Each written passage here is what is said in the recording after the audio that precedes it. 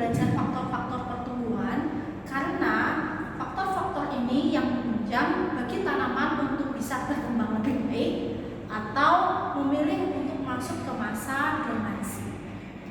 Faktor-faktor pertumbuhan di sini ada 6 faktor pertumbuhan. Nah, di 6 faktor pertumbuhan ini silahkan teman-teman mengkategorikan ke-6 faktor ini menjadi 2 faktor tumbuhan, yaitu faktor pertumbuhan eksternal dan faktor pertumbuhan internal. Kita akan masuk ke faktor yang pertama, yaitu oksigen. Keberadaan oksigen itu penting karena akan digunakan bagi sel-sel pada tumbuhan melakukan respirasi sel. Seperti manusia, tumbuhan pun juga melakukan respirasi, di mana oksigen itu sangat dibutuhkan.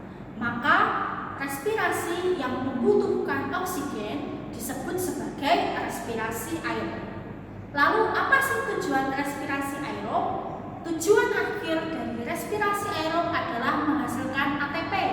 Nah, ATP ini merupakan energi yang siap pakai untuk segala jenis metabolisme yang ada di dalam tubuh tanaman. Lalu faktor yang kedua adalah H2O atau air. Untuk apa sih air itu bagi tanaman? Ada beberapa fungsi air. Yang pertama adalah menyediakan turgiditas bagi vakuola. Mengapa turgiditas itu penting? Karena dipakai di daerah elongasi. Kita sudah belajar mengenai daerah elongasi. Di daerah elongasi, dengan adanya turgid, maka ukuran sel akan semakin membesar dan siap untuk mengalami proses pembelahan. Selain itu, air juga menjadi bahan mentah dalam proses fotosintesis.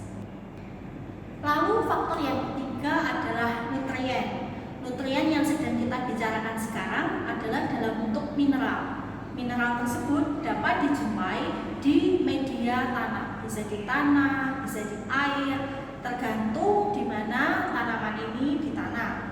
Lalu untuk apa sih nutrien? Nutrien juga punya peranan penting dalam proses pertumbuhan, terutama untuk sintesis komponen protoplasma. Nah, teman-teman, untuk komponen protoplasma sendiri kita akan menjumpai yang namanya mikronutrien dan makronutrien. Apa sih sebetulnya perbedaan mikronutrien dan makronutrien? Ini menjadi tugas berikutnya di meeting hari ini. Lalu faktor yang keempat, kita berbicara mengenai optimum temperature atau suhu yang optimum bagi tumbuhan. Mengapa suhu itu menjadi penting?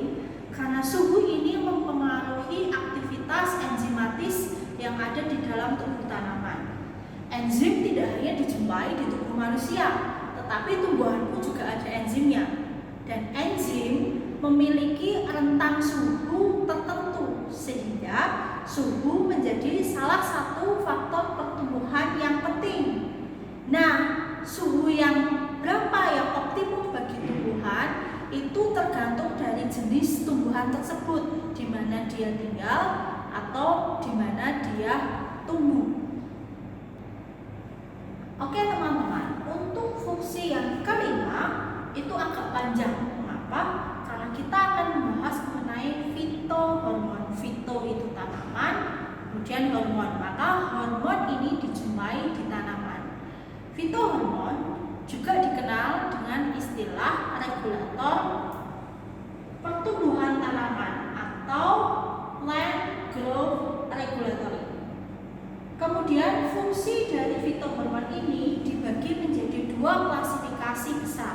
Yang pertama adalah hormon yang memiliki sifat mendukung atau sebagai promotor. Yang kedua adalah hormon yang bersifat sebagai inhibitor atau sebagai penghambat. Nah, untuk lebih detailnya fitohormon kita akan pelajari di meeting kelima. Kita akan langsung masuk ke faktor pertumbuhan yang keenam. Faktor pertumbuhan yang keenam adalah cahaya. Mengapa cahaya sangat penting bagi tanaman? Karena tanaman merupakan merupakan organisme autotrof yang memanfaatkan energi foton untuk melakukan fotosintesis atau memproduksi makanan dalam bentuk senyawa organik. Ketiadaan cahaya dapat memicu terjadinya proses etiolasi. Kalau teman-teman ketika dalam proyek penelitian atau ketika melakukan penelitian kemarin menumbuhkan biji-bijian, coba deh teman-teman perhatikan bagaimana pertumbuhan pada tanaman yang teman-teman tanam. Apakah satu, daunnya berwarna kuning, kemudian yang kedua, batangnya yang seharusnya putih menjadi terlihat pucat, dan batangnya sangat panjang sehingga membuat tanaman itu seolah-olah akan ambruk. Nah, itu merupakan tanda-tanda bahwa tanaman teman-teman mengalami etiolasi, yaitu kekurangan cahaya. Maka cahaya yang cukup sangat diperlukan bagi proses pertumbuhan tanaman. Untuk pembahasan berikutnya di meeting kali ini kita akan berbicara lebih dalam mengenai proses diferensiasi atau ketika sel mengalami pengkhususan fungsi. Apa saja sih yang akan kita pelajari? Pertama-tama kita akan belajar mengenai satu sel yang mengalami proses pembelahan secara mitosis. Kita lihat pada gambar di belakang ini. Satu sel yang memiliki sifat meristematis kemudian mengalami pembelahan secara mitosis. Nah, ketika dihasilkan dua sel anakan, masing-masing sel akan mengalami proses spesialisasi dengan cara kalau dilihat perbandingan ukurannya dapat dilihat bahwa ada proses pembesaran ukuran dari mulai hasil pembelahan ke sel yang sudah mengalami spesialisasi. Nah, untuk mempelajari proses perubahan tersebut, maka kita belajar mengenai siklus sel.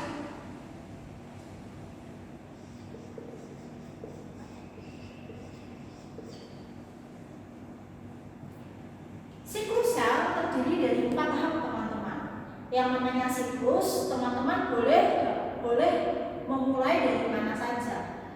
Saya akan menyampaikan di mana sel telah selesai mengalami mitosis. Maka tahapannya adalah M dari kata mitotik atau bermitosis mengalami proses pembelahan, kemudian G1 atau artinya gap 1, kemudian S artinya sintesis, kemudian masuk ke G2. Nah, mitosis kalau dilihat dari perbandingan dengan tahap-tahap yang lain, mitosis itu hanya menghabiskan porsi yang sedikit sebetulnya, karena waktu mitosis itu hanya sebentar. Sedangkan fase G1, sintesis, dan G2 itu memiliki fase atau rentang waktu yang lebih lama. Fase G1 sampai dengan fase G2, nama lainnya juga disebut sebagai interfase. Ini pernah kita singgung ketika berada di kelas 11. Lalu kembali lagi ke atas. Sel anakan yang semula berukuran kecil kemudian mengalami pembesaran ukuran karena sel-sel ini masuk ke dalam tahapan interfase G1, sintesis, dan G2.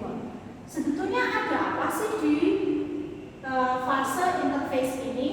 Di fase interface ini sebetulnya sel meskipun tidak mengalami pembelahan, tetapi dia tetap mengalami aktivitas seperti 1. Penggandaan DNA,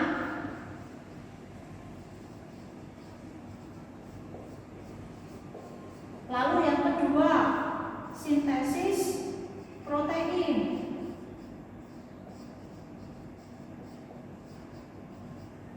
karena semakin banyak aktivitas yang ada di dalam, maka ukuran sel pun makin lama akan mengalami pembesaran. Tadi kita membahas mengenai sel pada umumnya atau sel yang setelah mengalami pembelahan kemudian mengalami pembesaran. pembesaran. Nah, materi hari ini kita akan mempelajari mengenai sel yang mengalami diferensiasi. Nah, ketika sel mengalami diferensiasi, setelah selesai pembelahan, kemudian dia akan terdiferensiasi atau mengalami spesialisasi, maka setelah selesai mitosis, maka dia tidak akan masuk ke G1, maka dia akan keluar dari G1. Lalu pergi kemana dia? Dia akan masuk ke G0. Artinya dia tidak akan lagi mengalami pembelahan.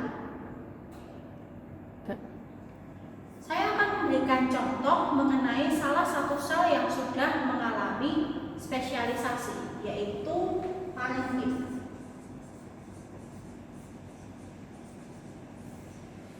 Parenkim merupakan jaringan dewasa yang sudah mengalami spesialisasi. Dia memiliki banyak sekali fungsi dan berperan sebagai jaringan pengisi, sehingga dia bisa dijumpai hampir di semua bagian tumbuhan. Saya akan berikan contoh parenkim yang terletak di jaringan vaskuler. Kita perhatikan di sini. Ini merupakan penampang batang pada dikotil. Dua gambar ini merupakan jaringan vaskuler. Bagian luarnya adalah floem, lalu bagian dalamnya adalah xilem. Lalu di tengah-tengah ini adalah kambiumnya. Sedangkan jarak antara vaskuler satu dengan vaskuler yang lain itu dipisahkan oleh jaringan parenkim medular atau jaringan parenkim yang ada di antara jaringan vaskuler. Sifat jaringan parenkim medular itu bersifat squishy, jadi dia bisa menyempit melebar. Mengapa demikian?